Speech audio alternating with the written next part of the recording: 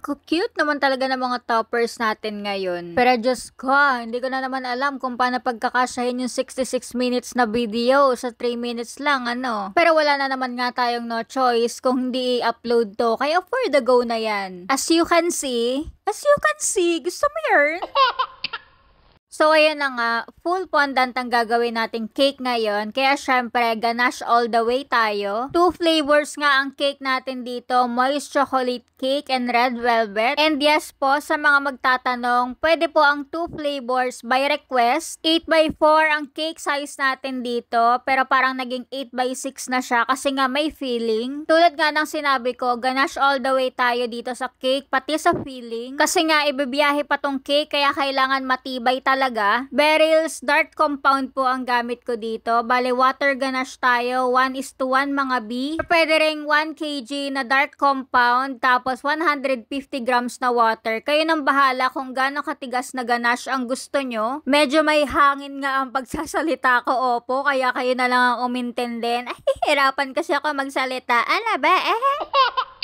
O, diba ang bilis? Magko-cover na tayo agad ng fondant dito. Bale, homemade fondant po ang gamit ko. Sa club method ang ginagawa ko kasi dito na rin ako nasanay. Kailangan stretchy pa yung fondant kung ganitong method yung gagamitin nyo. Kasi kapag ka-dry na yung fondant, possible talaga na mag-crack or mabutas. Kakahila natin pababa. Minsan din nag-elephant skin pero okay lang yon, normal lang. Kapag ka naman may mga air bubbles, tusukin mo lang siya ng matulis na bagay para lumabas yung hangin. Pag andito na kayo sa part na to, wag nyong ikakat kahit nakakaubos ng pasensya. Basta kalmahan nyo lang mga B, kayang-kaya yan mapatag. See, basta maganda yung fondant na gamit nyo, yung sumusunod sa hagod, hindi kayo magkakaproblema. Medyo sharp edge lang natin yung edge. Yung edge, syempre. Tapos dito na nga papasok yung kasyungahan ko. Ayan, kung nakikita nyo yung nakabilog kanina, pasensya na, wala naman kasi sa bundok neto. Ano po? Sobrang excited, gamit ng gamit, hindi tinitingnan kung may dapat pa bang tanggalin. Pero sobrang gandang budol ng airbrush na to. Best buy, promise. Alam nyo na, link sa comment section. Okay, balik tayo sa cake. Alam ko, naturo ko na sa inyo dati to sa mga ibang videos ko. Sa pagkukulay, gamit ang airbrush, uunahin natin ang mga light colors para madaling habulin kung sakaling magkamali tayo. So, ayan, nakikita nyo naman kung anong food color ang ginamit ko. Bali, blue, black, and white. Yung mga gel food colors, bali dinilute lang natin yun sa gin. Pwede rin sa vodka or lemon extract. Depende sa inyo kung saan nyo siya gustong tunawin. Pero kung gusto nyong mas mapadali, gamit na lang kayo ng mga liquid food color tulad ng Neko. So, nag-start tayo sa light blue. Mixed of blue and white yon, syempre. Tapos, next na in-spray natin is yung regular blue lang talaga na walang halo. Then, dun sa mga dark na part, yung blue, dadagdagan lang natin siya ng color black. Pagka ganitong galaxy cake, wag tayong spray ng spray kasi kailangan maging visible pa rin yung light part. Kaya kailangan maganda yung pagkakablend natin ng kulay. Tapos yung pinaka-asteroid natin sa gitna or planet, kung ano man yan, ayan, premium quality luster dust po ang gamit ko dyan. Bale, hinaluan lang natin siya ng konting-konting oil. Brush lang natin all the way hanggang matabunan na natin ng gray yung buong fondant. Hindi ko na nga naipakita sa inyo kung paano ko na-attach yung mga styro na yan. Kasi naman, nakalimutan ko na naman pindutin yung video.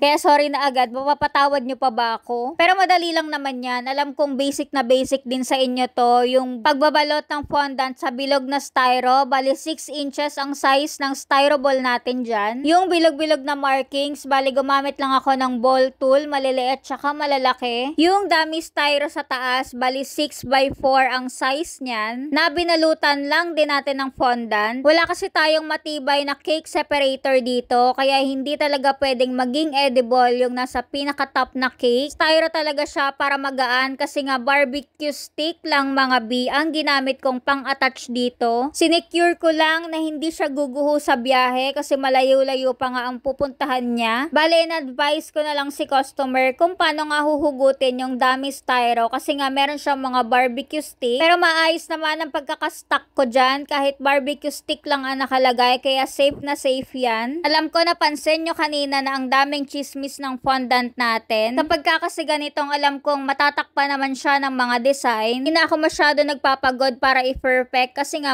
tatabunan lang din. 'Di ba? Kita nyo ba yung ganda ng pagkaka-blend natin ng kulay dito? Ang sabi ko 3 minutes lang pero hindi pala kasya dahil sobrang dami kong idadaldal. Pero sana may natutunan kayo sa lahat ng mga pinagsasasabi ko dito. Kung may mga katanungan pa po, just leave a comment below. Pipilitin kong sagutin lahat yan. At kung umabot ka sa part na to, i-comment mo naman kung taga saan ka para naman alam ko kung hanggang saan na umaabot tong video natin. Pa-like and follow na din ha. Bye!